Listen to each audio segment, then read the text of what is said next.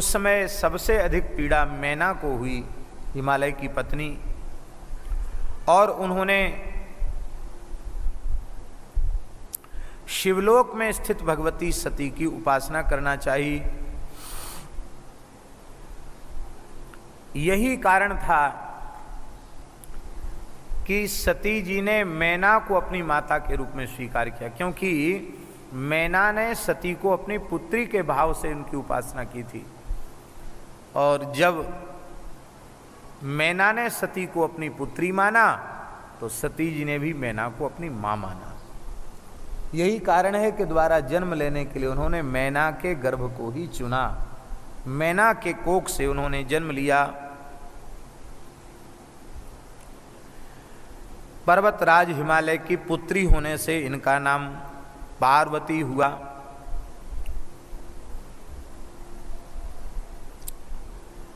नारद जी ने कहा, महाराज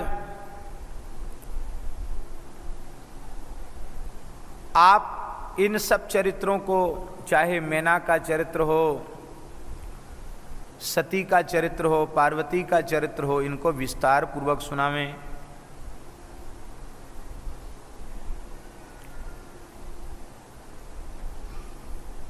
हिमालय पर्वत भारत माता के मुकुट स्थान पर विराजमान है।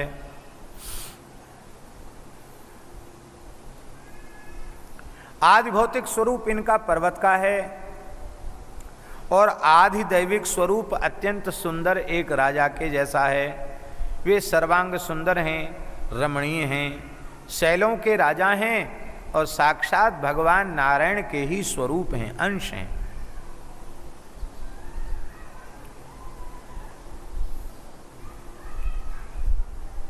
उन पर्वतराज हिमालय ने धर्म की अभिवृद्धि के लिए विवाह करने की इच्छा की।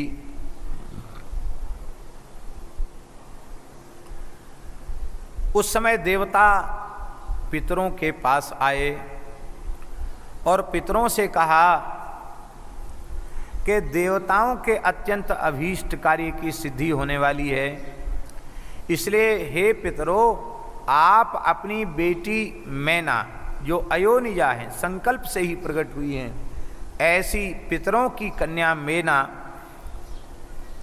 उनका विवाह पर्वतराज हिमालय के साथ कर दीजिए।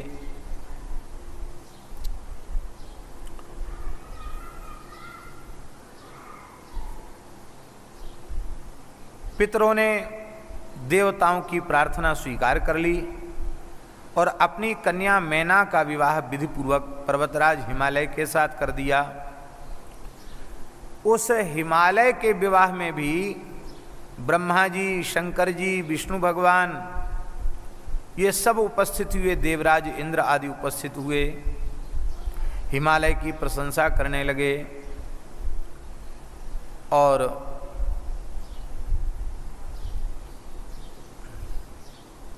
नारद जी ने कहा, महाराज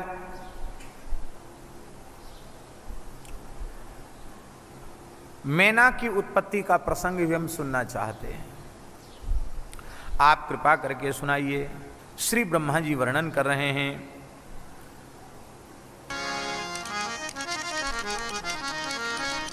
दक्ष के पुत्र, ब्रह्मा जी के पुत्र दक्ष ने अपनी स्वधा नाम वाली कन्या का विवाह पितरों के अधीश्वर अरिमा के साथ किया था।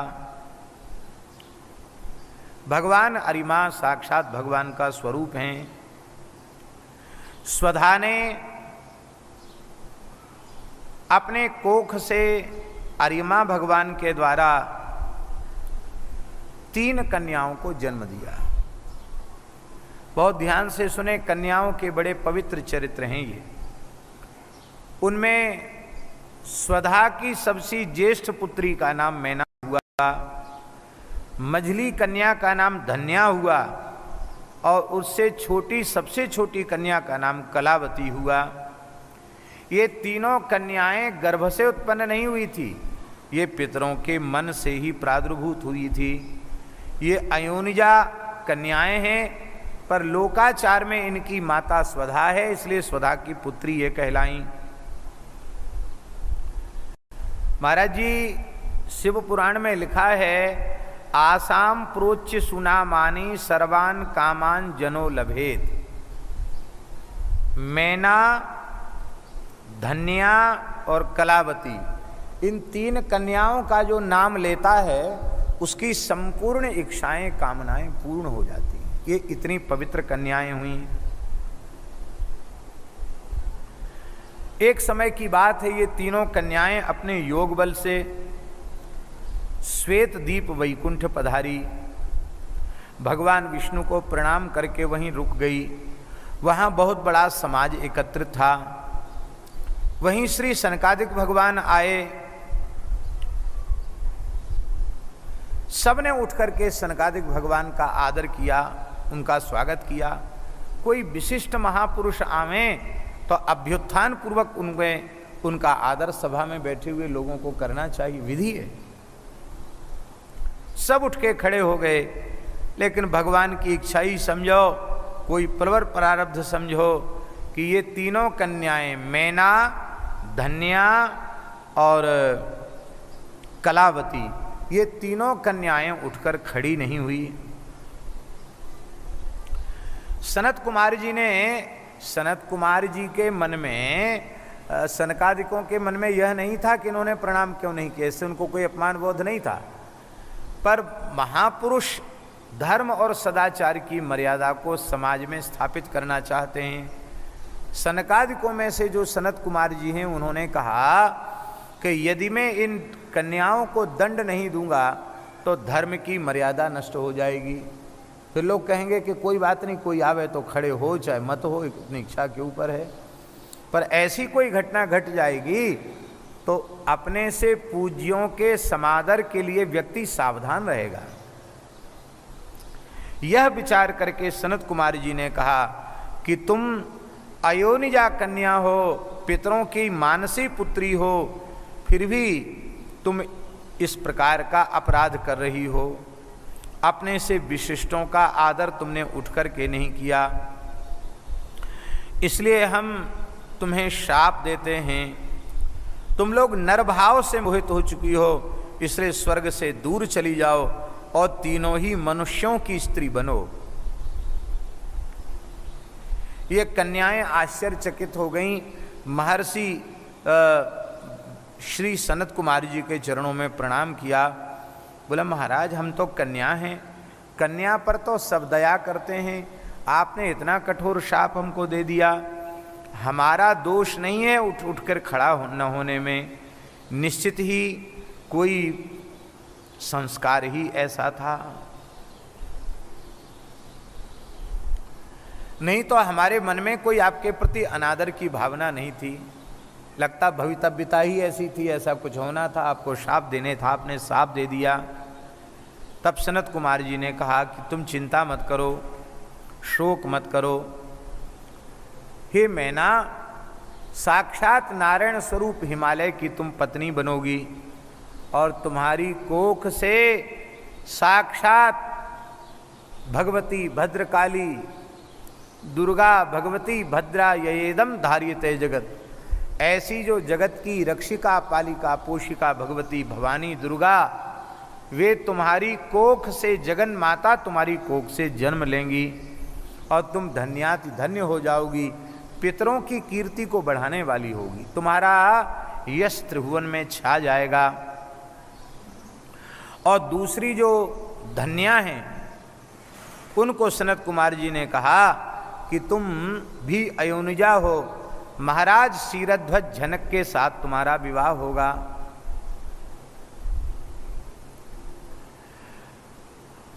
और तुम्हें पुत्री के रूप में साक्षात भगवती पराम्बा जगत जननी श्री भूमिजा उर्विजा मैथिली जानकी तुम्हें पुत्री के रूप में प्राप्त होंगी। साक्षात भगवान श्री राम तुम्हारे जामाता होंगे और कन्यादान करके तुम भी तीनों लोकों में अपनी कीर्ति का विस्तार करोगी। ये धन्या जी को आशीर्वाद दिया।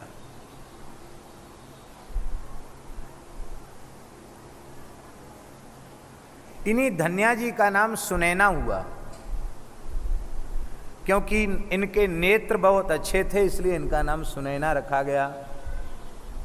अतीब सुंदर थे, इनका अवतार होगा। और उस समय संपूर्ण ब्रजवासी भगवान के नित्य धाम से ही अवतीर्ण होंगे। उसी में गोपराज श्री वृषभानु महाराज प्रकट होंगे। उन वृषभान महाराज की पुत्री, वृषभान महाराज की पत्नी तुम बनोगी कलावती, तुम्हारा ही नाम कीर्ति होगा। कलावती ही कीर्ति बनी और तुम्हारी कोख से द्वापर के अंत में साक्षात भगवती पराम्बा श्री कृष्ण की प्राणवल्लभा रसेश्वरी रासेश्वरी राधा रानी तुम्हारे यहाँ प्रकट होंगी और तुमको राधा जी की मैया बनने का सौभाग्य प्राप्त होगा। श्री कृष्ण तुम्हारे जामाता होंगे, तुम्हारा यश तीनों लोकों में छा जाएगा। बोलो कीर्ति कुमारी की, श्री मिथिलेश नंदनी की जय।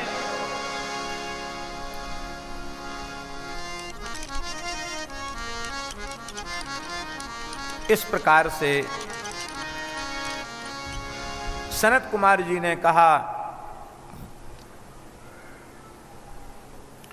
कि आप समस्त ब्रजवासियों के साथ भगवान के नित्य गोलोक के अधिकारी होंगे।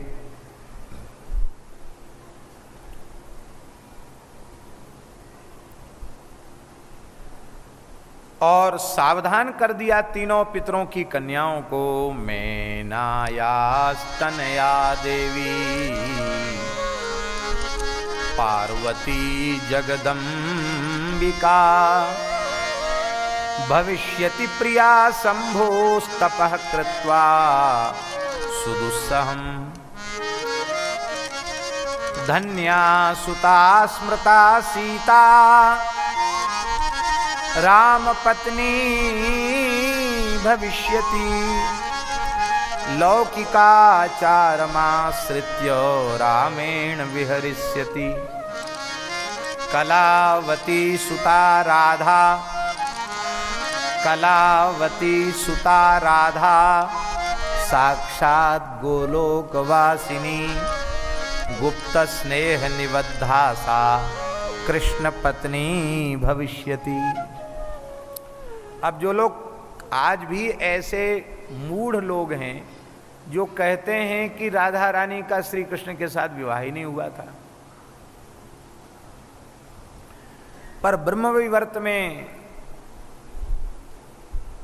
अन्य पुराणों में, स्कंद पुराण में, पद्म पुराण में और शिव पुराण में भी स्पष्ट लिखा है कि राधा रानी का विवाह श्री कृष्ण के साथ हो जाएगा। गुप्त स्नेह निबद्धा सा कृष्ण पत्नी भविष्यति।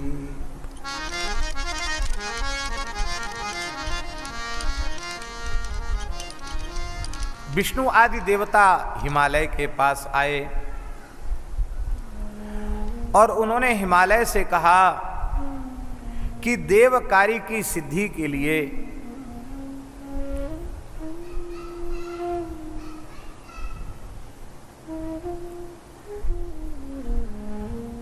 तुम्हारा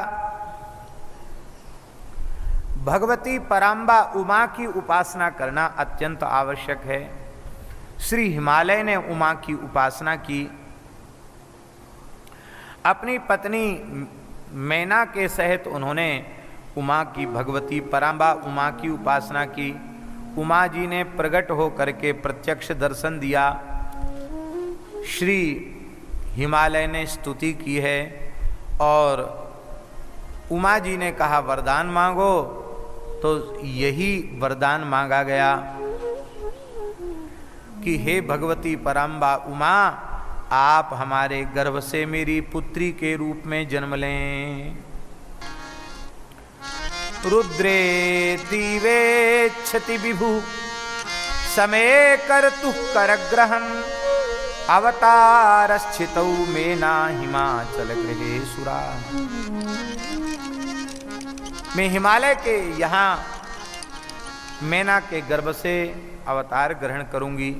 ये जो देवताओं को आश्वासन दिया था उसी की पूर्ति हुई। भगवती ने प्रत्यक्ष प्रकट होकर के दर्शन दिया। आविर्बभूव सा देवी संतुष्टा तत्सुभक्तिता, प्रसन्न होकर के दर्शन दिया। भगवती ने कहा कि हे मैना, तुम अपने मन की कोई कामना हो उसको कह दो।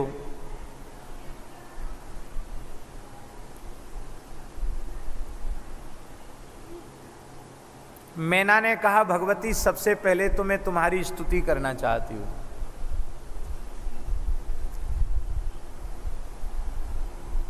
भगवती उमा बोली, आपका मन है तो स्तुति करो। बोले, हम स्तुति करना तो चाहती हैं पर स्तुति करने की सामर्थ्य हमारी नहीं है। इतना सुनते ही श्री उमा भगवती ने मैना को अपनी भुजाओं में भर लिया। जैसे ही हृदय से लगाया, तत्काल मैना के भीतर संपूर्ण सरस्वती जागृत हो गई, वेद जागृत हो गए। और मैना ने बड़ी सुंदर भगवान शिव की स्तुति की है। महामायां जगद्धात्रीं चंडिकां लोकधारणीं प्रणमामि महादेवीं सर्वकामार्थदायिनीं। सा त्वं बन्धच्छेद हेतुर्यतीनां कस्ते गेयो मादृशीभिः प्रभावः हिंसां या वाथर्ववेदस्य सा त्वं नित्यं कामं त्वं ममेष्टं विधेहि। इत्यादि प्रकार से बड़ी सुंदर स्तुति की। उमा ने कहा, माता मैना, तुम्हारे लिए कुछ भी अदेय नहीं है, क्या चाहिए? मैना ने कहा, भगवान, पहला वरदान तो यह है कि मेरे 100 पुत्र हों, उनमें वो सब के सब बड़े दीर्घायु हों, रिद्धि सिद्धि से युक्त हों, पराक्रमी हों, और 100 पुत्रों के बाद एक पुत्री का जन्म हो जो तीनों लोकों में पूजिता हो और पतिकुल और मातृकुल पितृकुल दोनों को आनंदित करने वाली हो। और ऐसी भगवती आप ही दिख रही हो, इसलिए बेटी के रूप में आप ही मेरी बेटी बन करके आवें। यह सुन करके भगवती प्रसन्न भई। बोले, तुम्हारे 100 पुत्र होंगे, उनमें पहला पुत्र बड़ा बलवान होगा, बड़ा प्रधान होगा। यही हिमालय के प्रथम पुत्र हैं मैनाक। 100 पर्वत उत्पन्न हुए हिमालय से, उनमें सबसे बड़े मैनाक हैं। इन्हीं के पंख बच गए, बाकी सब पर्वतों के पंख काट दिए गए।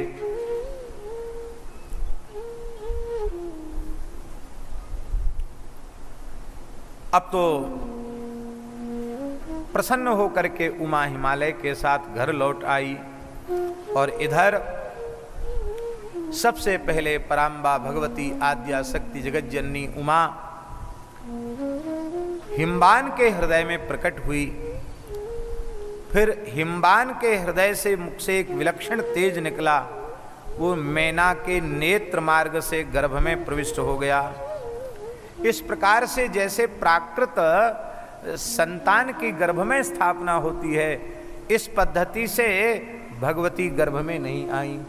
तेज रूप से, अत्यंत दिव्य प्रकाश रूप से हिमालय के भीतर प्रविष्ट हुई।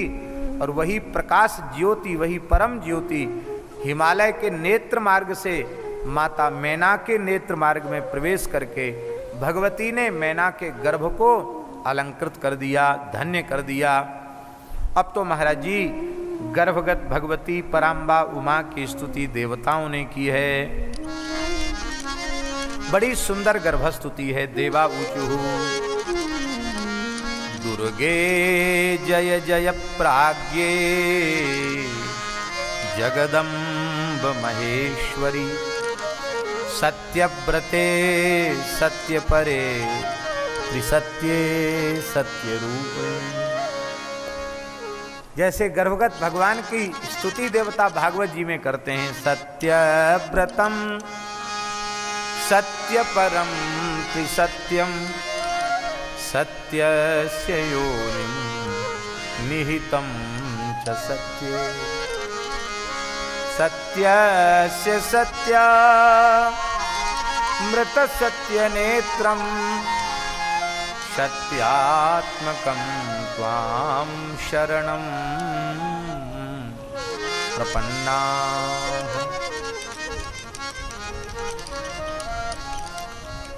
ऐसे ही सत्य स्वरूप में देवता भगवती पार्वती की स्तुति कर रहे हैं। दुर्गे जय जय प्राज्ञे जगदम्ब महेश्वरी सत्यव्रते सत्यपरे त्रिसत्ये सत्यरूपणी सत्यस्थे सत्य सुप्रीते सत्ययोने च सत्यतः सत्यवक्त्रे सत्यनेत्रे प्रपन्ना शरणंचते।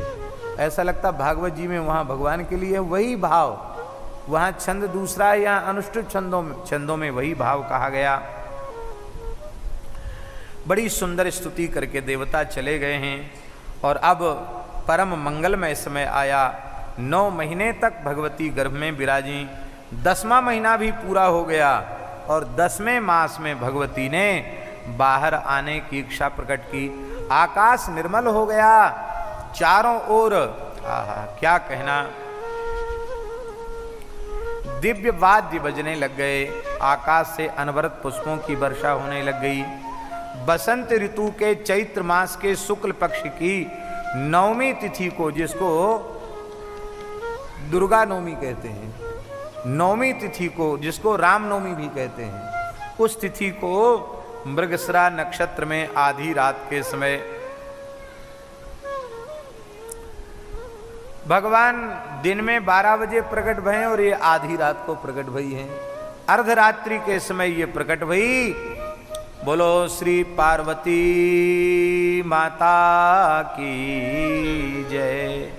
आकाश से जल वर्षा भी होने लगी, पुष्प वर्षा भी होने लगी, अग्निहोत्र की अग्नियां प्रज्वलित होने लगी, बादल गरजने लग गए और महाराज पर्वतराज हिमालय पर तमाम प्रकार की संपत्तियां प्रकट हो गईं। ब्रह्मादि देवताओं ने आकर के भगवती नवजात कन्या के रूप में भगवती उमा की स्तुति की है, प्रसन्न होकर के चले गए हैं।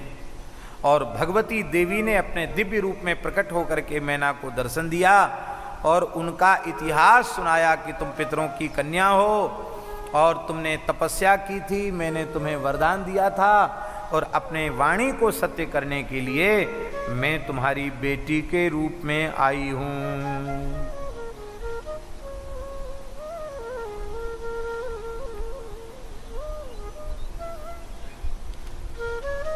हे माता, मैंने अपने इस दिव्य रूप में तुम्हें दर्शन इसलिए दिया कि कहीं तुम भूल न जाओ कि मैं कौन हूं, तो तुम्हें स्मृति बनी रहे, इसलिए मैंने ऐसा किया है। मैं भगवान शिव की पत्नी बनूंगी और तारयिष्यामि सज्जनान, सज्जनों को दुख के समुद्र से पार कर दूंगी। कह करके भगवती अंतर्धान हो गई और तत्काल भगवती एक छोटी सी कन्या के रूप में और क्रीड़ा करने लगी। अब तो पूरे हिमालय में उत्सव होने लग गया। बोलो भक्तवत्सल भगवान की जय। उत्तराखंड में कुमायूं मंडल में एक बड़ी सुंदर जगह है, उसका नाम है रानी खेत। वहाँ एक रामानंद संप्रदाय के बड़े सिद्ध महापुरुष विराजते हैं, पूज्य श्री प्रेमदास जी महाराज, मौनी जी महाराज, बड़े अच्छे महात्मा हैं।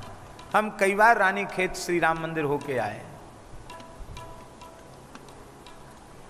वहाँ रानी खेत में जो भगवती पराम्बा जगदम्बा का मंदिर है, प्राचीन मंदिर, उनका नाम है झूला देवी। क्या नाम है?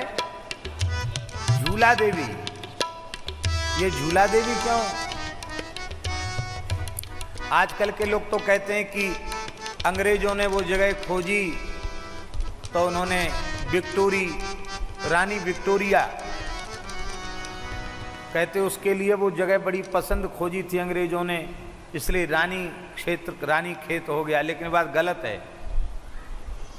साक्षात भगवान शंभु की पट्टरानी भगवती पार्वती ही रानी है और उनका वो क्षेत्र है, भगवती का क्षेत्र है, इसलिए उसको रानी क्षेत्र कहा जाता है। रानी क्षेत्र से रानी खेत हो गया। और वहाँ आज भी प्राचीन मंदिर है झूला देवी का।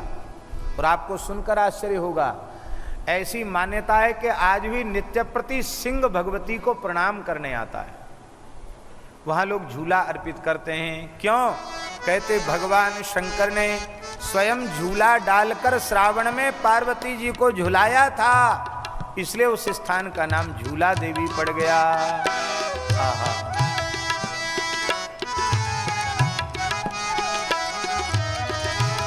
यहाँ तो पार्वती जी छोटी बालिका के रूप में झूल रही हैं, अष्ट सखी जया विजया आदि उनको झुला रही हैं। झूला झूलो शैल कुमारी, झुलावे सब सखियां प्यारी। झूला झूलो शैल कुमारी, झुलावे सब सखियां प्यारी।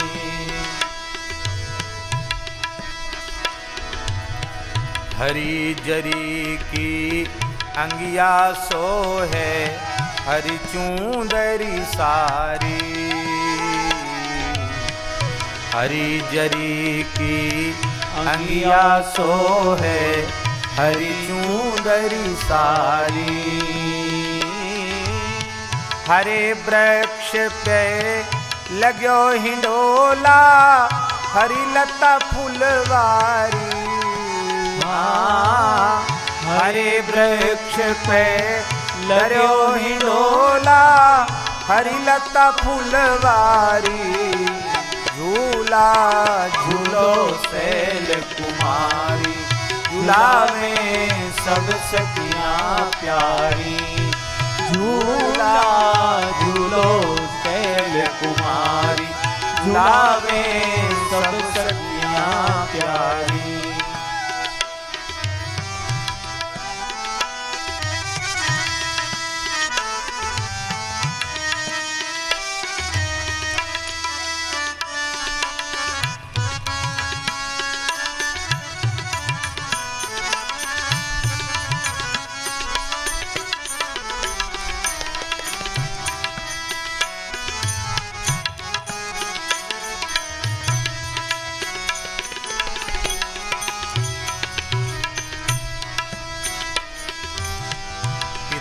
हिमाचल माँ मैना की बेटी परम दुलारी। पिता हिमाचल माँ मैना की बेटी परम दुलारी। परम पुनीता त्रिपुर सुंदरी, शोभा जगते न्यारी। परम पुनीता त्रिपुर सुंदरी, शोभा जगते न्यारी। झूला झूलो शैल कुमारी, झूलावे सब सखियां प्यारी। झूला झूलो शैल कुमारी, झूलावे सब सखियां प्यारी।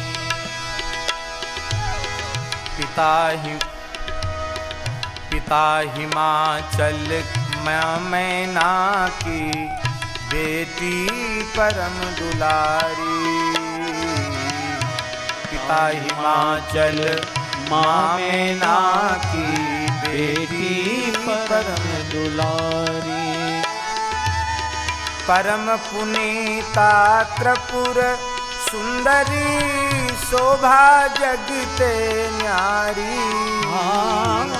परम पुनीता त्रिपुर सुंदरी, शोभा जगते न्यारी। झूला झूलो शैल कुमारी, झूलावे सब सखियां प्यारी।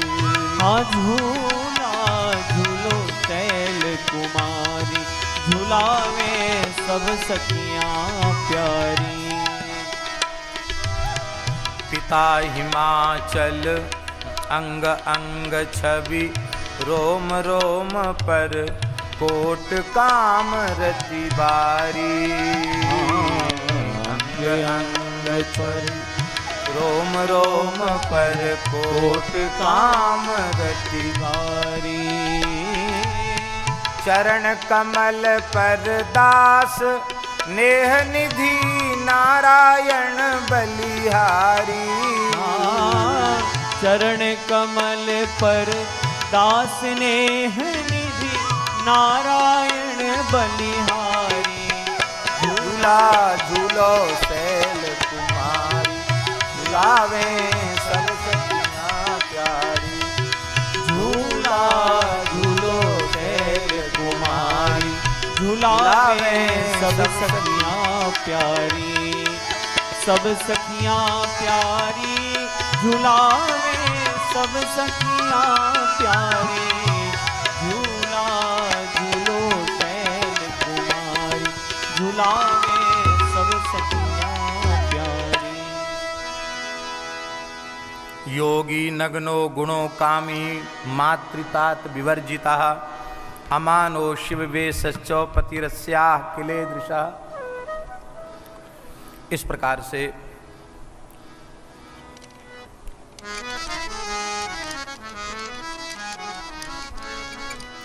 पार्वती जी ने कहा, माताजी आपको दुखी नहीं होना चाहिए, पिताजी आपको दुखी नहीं होना चाहिए। मैं भगवान शिव को प्राप्त करने के लिए अवश्य तपस्या करूंगी, क्योंकि स्वप्न में मैंने एक ब्रह्मचारी को देखा, तपस्वी को देखा। और वो तपस्वी मातः शृणु महाप्राज्ञे जतनेज मुहूर्त के, रात्रौ दृष्टो मया स्वप्नस्तम बदामि कृपांकुरु। आज मैंने रात्रि को ब्रह्म बेला में एक स्वप्न देखा है। क्या देखा है? विप्रश्चैव तपस्वी माम सदयः प्रीतिपूर्वकम उपादिदेश सुतपः कर्तुम मातः शिव शिवई। एक तपस्वी ब्राह्मण, मेरे तेजस्वी ब्राह्मण स्वप्न में आए और उन्होंने कहा, बेटी पार्वती तुम भगवान शिव को प्राप्त करने के लिए कठोर तपस्या करो। हिमालय ने कहा कि हमने भी ब्रह्मवेला में एक स्वप्न देखा है। नारद जी ने वर के जैसे लक्षण बताए थे, उन्हीं लक्षणों से युक्त एक अवधूत तपस्वी मेरे नगर में आया है और उसने भी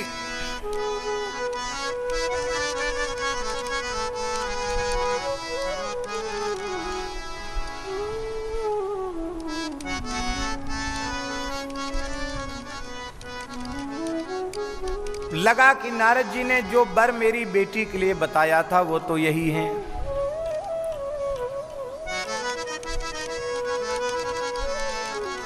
बस मेरे मन में आ गया कि मेरी बेटी का योग्य पति, निश्चित पति तो आ ही गया है। तो मैंने उस अवधूत योगी से कहा कि मैं अपनी पुत्री आपको अर्पित करता हूं, किंतु आप इसकी सेवा को स्वीकार करें। लेकिन उस अवधूत योगी ने स्वीकार नहीं किया। वहाँ सांख्य और वेदांत के अनुसार विवाद छिड़ गया और इसके बाद मैंने आज्ञा दी बेटी को कि बेटी तुम तो यहीं रहो, मैं जा रहा हूँ। मैं अपनी बेटी को वहीं हिमालय पर्वत पर छोड़ के चला आया और तब तक मैं देखता हूँ कि मेरी निद्रा खुल गई है। तो लगता है स्वप्न से ऐसा लगता है कि ये घटना घटने वाली है, पर वात्सल्य अधिक होने के कारण मैना बार बार माँ माने मत जाओ, अरे बेटी माँ मत जाओ बार बार बोलती थी मत जाओ, इसलिए इनका नाम पड़ गया उमा। बोलो उमा भगवती की जय।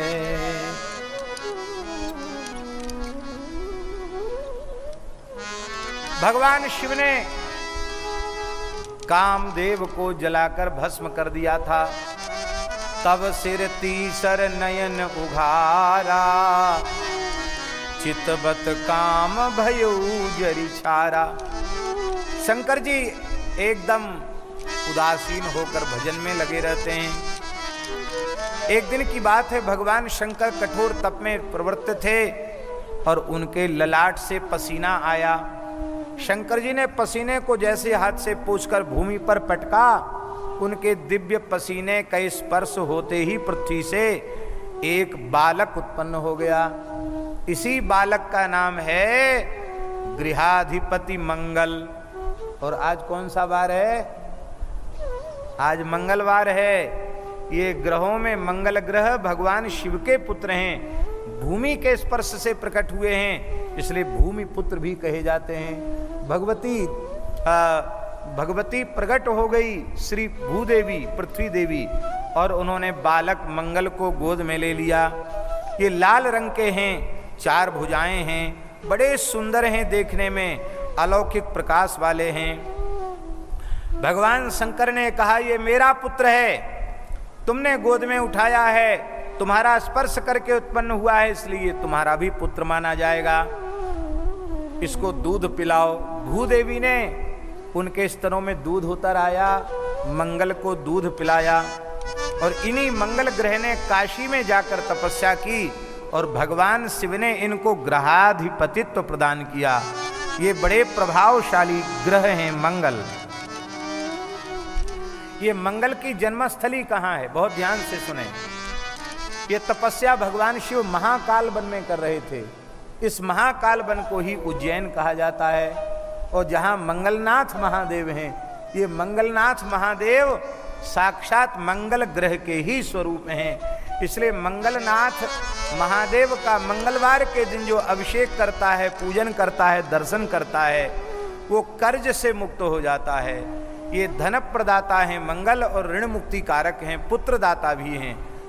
तो किसी पे भारी कर्ज चढ़ गया हो तो मंगलवार के दिन लाल रंग के भारतीय देसी नस्ल के बछड़े का पूजन करना चाहिए, और उनको गुड़ खिलाकर उनकी परिक्रमा करना चाहिए, और कहना चाहिए हे वृषभ, आप साक्षात मंगल ग्रह के स्वरूप हैं, आप कृपा करके हमारा कर्ज उतार दीजिए। बहुत जल्दी कर्ज उतर जाता है। और उज्जैन में जाकर मंगलनाथ महादेव का अभिषेक पूजन करना चाहिए, उससे कर्ज उतर जाता है।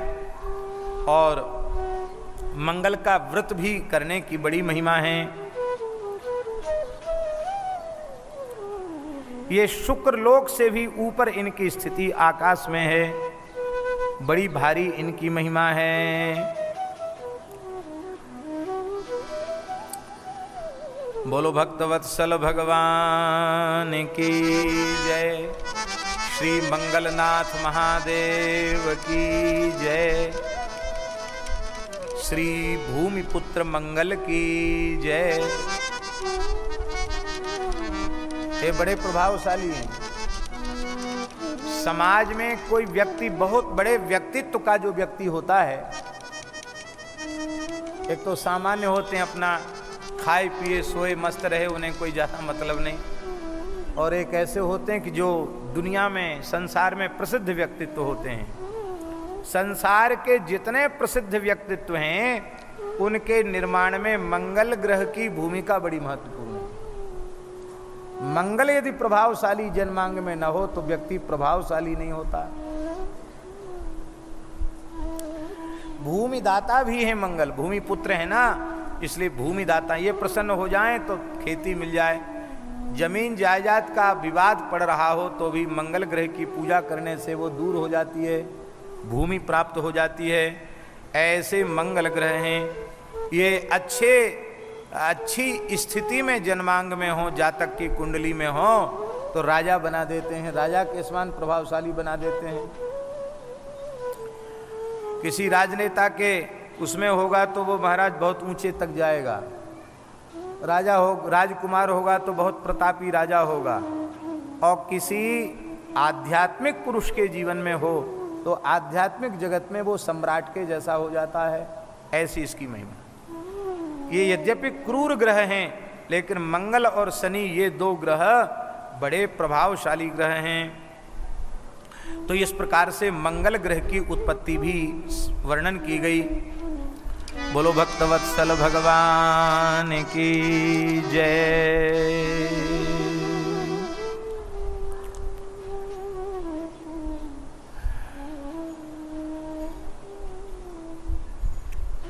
भगवान शंकर तपस्या करने लगे। हिमालय ने देखा कि हमारे पर्वत पर भगवान शिव तपस्या करने पधारे हैं। हिमालय ने आकर साष्टांग प्रणाम किया। देव देव महादेव कपर्दिन शंकर प्रभो त्वयैव लोकनाथेन पालितं भुवनत्रयम्। नमस्ते देवदेवेश योगरूपधराय च निर्गुणाय नमस्तुभ्यं सगुणाय विहारिणे। इत्यादि प्रकार से हिमालय ने स्तुति की और कहा कि भगवान आपने बड़ी कृपा की, अपनी उपस्थिति से मेरे शिखर को कृतार्थ किया है। मैं आपकी क्या सेवा करूं? शंकर जी ने कहा एक ही सेवा है कि मैं यहाँ तपस्या करने बैठा हूं, यहाँ कोई आए जाए नहीं। भजनानंदी तपस्वी के पास जितनी भीड़ बढ़ेगी उतना भजन में विक्षेप होगा, यहाँ कोई आए जाए नहीं। हिमालय ने कहा महाराज मैं तो आ सकता हूँ दर्शन के लिए कि नहीं? बोले हाँ तुम आ सकते बिना भीड़ भाड़ के, नहीं कि मंत्री लाओ संतरी लाओ और अमुक तमुक को ले आओ, अकेले आ सकते हो। भीड़ भाड़ लेके मेरे पास ना आओ, कभी कभी आ सकते हो।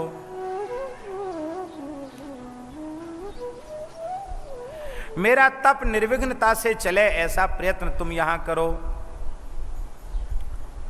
हिमालय ने कहा महाराज मैं कौन होता हूं? मैं तो आपका दास हूं, सेवक हूं। करिष्ये हम तथा सेवाम दासो हम ते सदा प्रभो।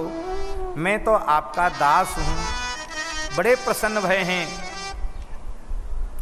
और हिमालय ने घोषणा कर दी है कि अद्य प्रभुति नो यातु को गंगावतारणम, आज के बाद गंगावतरण नामक शिखर पर कोई नहीं जाएगा। जो जाएगा उसे मैं दंड दूंगा। शिव पुराण में वर्णन है कि अपनी पुत्री उमा को लेकर के भी हिमालय गए, अभी विवाह नहीं हुआ है, और प्रार्थना की है कि भगवान मैं तो आपका दर्शन करने आऊंगा। ये मेरी बेटी बड़ी पवित्रा है, बड़ी भोली भाली है, ये बेटी भी आपका दर्शन करने आया करेगी, मेरी पुत्री है, और आप कृपा करके इस बेटी को भी दर्शन की आज्ञा प्रदान कर दें। शंकर जी बोले इसको तो घर पे ही छोड़ आया करो, अकेले ही आया करो, अन्यथा मेरा दर्शन नहीं होगा। हिमालय ने कहा महाराज इसका मतलब आप हमसे नाराज हैं, आप मेरी बेटी को दर्शन के लिए मना क्यों कर रहे हैं? शंकर जी ने कहा देखो पर्वतराज हिमालय, हम तपस्वी हैं, यदि हम तपस्वियों के जैसा आचरण नहीं करेंगे तो संसार के जितने तपस्वी हैं वो तप से भ्रष्ट हो जाएंगे। क्योंकि यद्यदाचरति श्रेष्ठ तत्तदेवेतरो जना, श्रेष्ठ पुरुष जैसा आचरण करते हैं उनकी देखा देखी छोटे लोग भी वैसा ही आचरण करते हैं। सयत प्रमाणम कुरुते लोकस्तदनुवर्तते।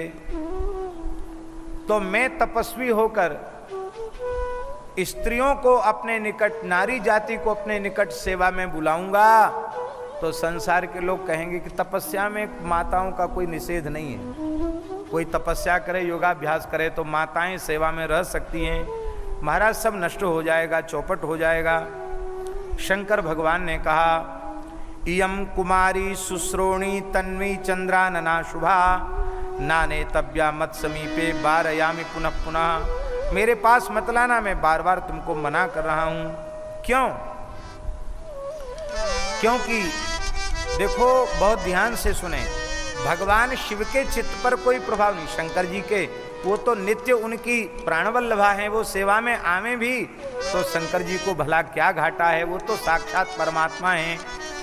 लेकिन हमारे जैसे जो भेषधारी हैं उनको भगवान शिव अपने मंगलमय चरित्र से शिक्षा प्रदान कर रहे हैं। बहुत प्यारे श्लोक हैं। ये उपदेश भगवान शिव ने विरक्तों के लिए दिया है, तपस्वियों के लिए दिया है। माया रूपा स्मृता नारी विद्वद्भिर्वेद पारगई युवती तु विशेषेण विघ्न कर्त्री तपस्विनाम।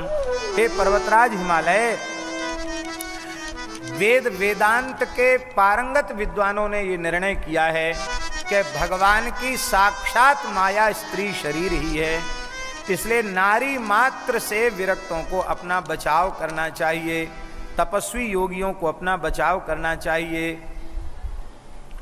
ऐसा नहीं है कि ये केवल पुरुष वर्ग के लिए कहा जा रहा है।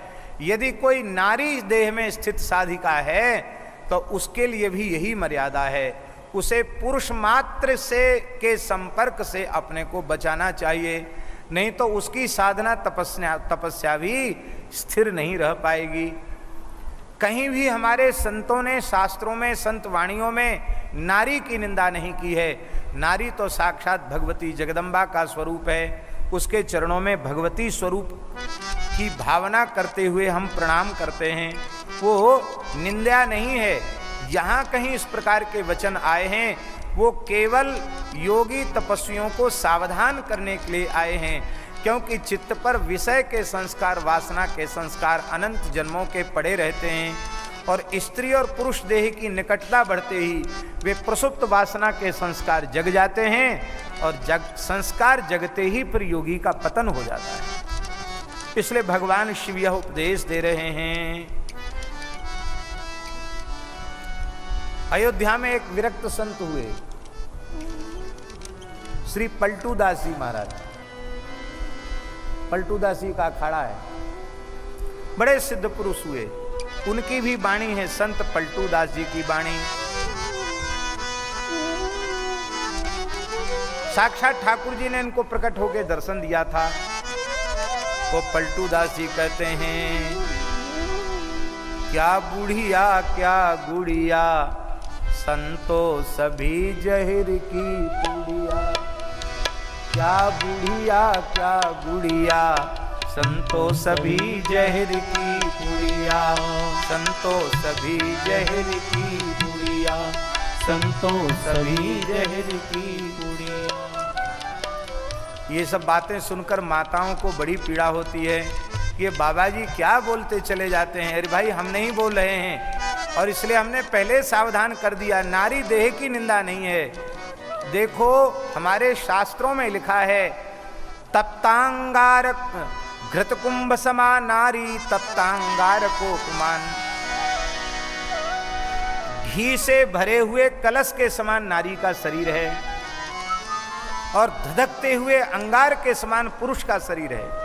अब धधकते हुए अंगार पर घी को रखा जाए और कहो कि घी गर्म ना हो। अरे, घी असली घी होगा तो गर्म हो ही जाएगा। और घी में ही पत्थर जैसा भरा हुआ पत्थर ही है, तो काहे को कुछ होगा। घी होगा तो जरूर पिघलेगा। इसीलिए ये सावधानी दी गई है। श्री भगवान शंकर करें, युवती तु विशेषेण विघ्नकर्त्री तपस्वी नाम। तपस्वियों के तपस्या में युवती तो विशेष रूप में विघ्न कर देती है। इसी भाव को गोस्वामी जी ने कहा, जप तप नेम जलाशय झारी। हाँ, जप तप नेम जलाशय झारी। हुई ग्रीष्म सोखे सब नारी। हुई ग्रीष्म सोखे सब नारी। भगवान शंकर ने कहा, यद्यपि पर्वतराज हिमालय में तपस्वी हूं, योगी हूं, माया से निर्लिप्त हूं, स्त्री मेरे निकट हो या न हो, इससे मेरे चित्त पर कोई प्रभाव पड़ने वाला नहीं है। लेकिन यदि मैं योगी तपस्वी होकर सावधानी नहीं रखूंगा तो संसार की योगी तपस्वी वे अपने मार्ग से विचलित हो जाएंगे। इसलिए मैं बार बार कहता हूं कि तुम्हें इसे अपने साथ यहाँ नहीं लेना चाहिए, क्योंकि भवत्यचल तत्संगात् द्विषत्योत्पत्तिराशुभई विनश्यति च वैराग्यम ततो भ्रश्यति सत्तपः। लिखने योग्य श्लोक हैं।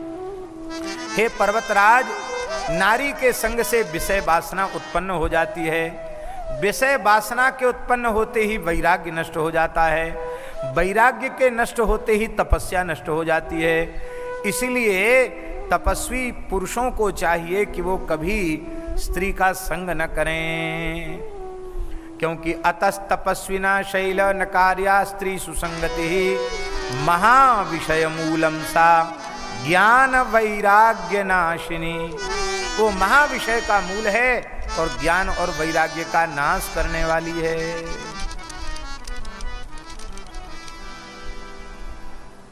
अब सुन लीजिए ध्यान से। हिमालय तो मौन हो गए, उन्होंने सिर नीचा कर लिया, लेकिन पार्वती जी तो साक्षात भगवती जगदम्बा ही तो हैं। वेद माता सनातनी ही तो हैं।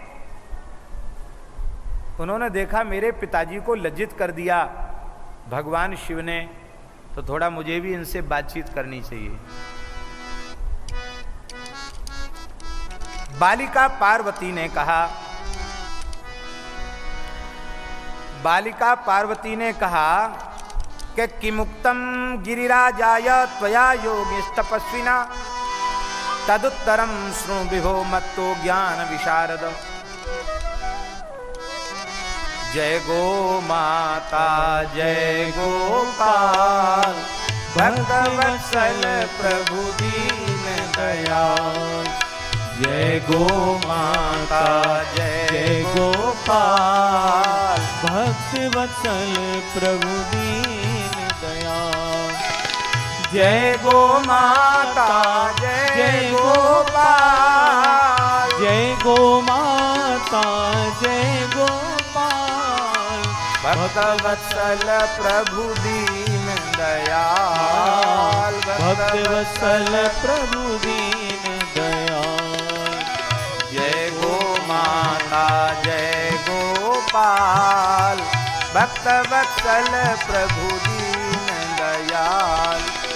जय गो माता जय गोपाल भक्त वत्सल प्रभु दीन दयाल। जय गो माता जय गोपाल। जय गो माता जय गोपाल भक्त वत्सल प्रभु दीन दयाल। भक्त वत्सल प्रभु दीन दयाल। प्रिय गो माता प्रिय गोपाल भक्त वत्सल प्रभु दीन दयाल। जय गो माता जय गोपाल भक्त वत्सल प्रभु दीन दयाल। बड़ा सुंदर प्रकरण चल रहा है। हिमालय के शिखर पर भगवान शिव तपस्या करने के लिए विराजमान हैं। पर्वतराज हिमालय उपस्थित हुए हैं सेवा में। ये चरित्र हम कह चुके हैं, यही चरित्र चल रहा है।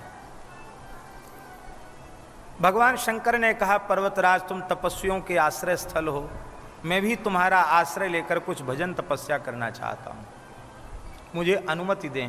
हिमालय ने कहा, महाराज मैं दास हूँ, आप स्वामी हैं, आपने अपनी चरण रस से मुझे पवित्र कर दिया,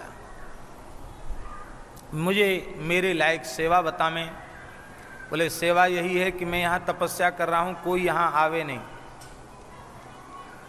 गणों को भी थोड़ा नीचे कर दिया भगवान शंकर ने, पर्वत के इधर इधर रहो, मेरी नज़र में मेरे सामने कोई उपस्थित नहीं होना चाहिए। हिमालय ने कहा, महाराज मैं दर्शन करने तो आ सकता हूँ कभी कभी। बोले हाँ तुम आ सकते हो, भीड़ भाड़ मत लाना यहाँ।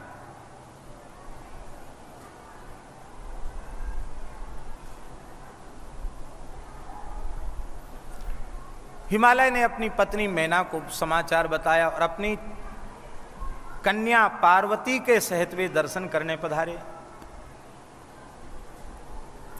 पार्वती जी ने प्रणाम किया, हिमालय ने प्रणाम किया। शंकर जी थोड़े अप्रसन्न से हो गए। बोले तुमको अकेले आने को कहा था, इसको क्यों लाए? बोले महाराज मेरी बेटी है, बड़ी भोली भाली है, बड़ी सहज सरल स्वभाव की है, बड़ी तपस्विनी है, ये भी दर्शन करना चाहती थी, इसको ले आया साथ में। आपकी अनुमति हो तो ये मेरे साथ आ जाया करेगी, कुछ यहाँ सेवा भी कर दिया करेगी। शंकर जी ने कहा, पर्वतराज मैं बार बार मना करता हूँ, इसको मत मेरे समीप में लाना, क्योंकि वेद वेदांग के पारंगत विद्वानों ने स्त्री शरीर को प्रत्यक्ष माया कहा है। तपस्वी के विघ्न में प्रत्यक्ष विघ्न स्त्री का देह ही है, इसलिए तुम इसको मत लाओ। क्यों न लाओ? बोले देखो मैं तपस्वी योगी आत्माराम आप्त काम पूर्ण निष्काम सदा निर्लिप्त रहने वाला हूँ, अविद्या माया का लेश मुझ में नहीं है। कोई आवे कोई जाए, इससे मेरे चित्त पर कोई असर नहीं पड़ेगा। किंतु यदि मैं तपस्वी के जैसा आचरण नहीं करूंगा तो संसार के सभी विरक्त योगी तपस्वी पथभ्रष्ट हो जाएंगे। इसलिए उनको अपने चरित्र के माध्यम से शिक्षा देने के लिए मैं निषेध कर रहा हूं। तपस्वी को स्त्री संग्रह नहीं करना चाहिए। और देखो, अब द्वारा ये प्रस्ताव मेरे सामने मत रखना। हिमालय कह रहे थे कि हमारे साथ आएगी, कभी कभी कुछ सेवा भी कर दिया करेगी। भगवान शिव बोले, ये सब श्लोक हम इनकी व्याख्या कर चुके हैं। भगवान शिव बोले कि नारी के संग से विषय वासना उत्पन्न हो जाती है, उससे वैराग्य नष्ट हो जाता है, वैराग्य से तप नष्ट हो जाता है। इसलिए विनश्यति च वैराग्यम ततो भ्रश्यति तत्तपः, तपस्वी तप से च्युत हो जाता है। इसलिए अतस्तपस्विना शैलन कार्या स्त्री सुसंगति महाविषय मूलम सा ज्ञान वैराग्य नाशिनी। तपस्वी का स्त्री का संग नहीं करना चाहिए, महाविषय का मूल है और ज्ञान वैराग्य का नाश करने वाली है। हिमालय को लज्जा हुई, उन्होंने अपना सिर झुका लिया, पर भगवती पार्वती को अपने पिता को लज्जित होता हुआ देखकर अच्छा नहीं लगा।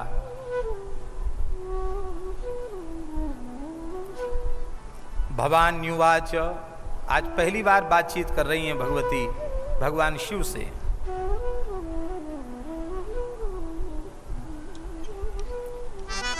योगीराज बहुत ध्यान से सुने। योगीराज, आपने मेरे पूज्य पिताजी को क्या कह दिया? उनका मस्तक लज्जा से झुक गया है। मेरे पिताजी बड़े शीलवान हैं, आपसे कुछ नहीं बोले, लेकिन आप अनुमति दें तो मैं कुछ बोलूं? शंकर जी मुस्कुराए, मानो अनुमति दे दी। कहां कहो, तुम्हारे मन में कोई बात है कहो।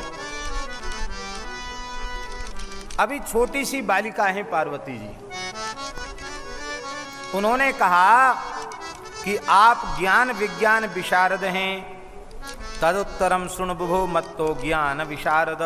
आप ज्ञान विशारद हैं, मुझसे उत्तर सुनिए। आपने जो कुछ कहा उत्तर मैं दे रही हूं। मेरे पिताजी ने उत्तर नहीं दिया।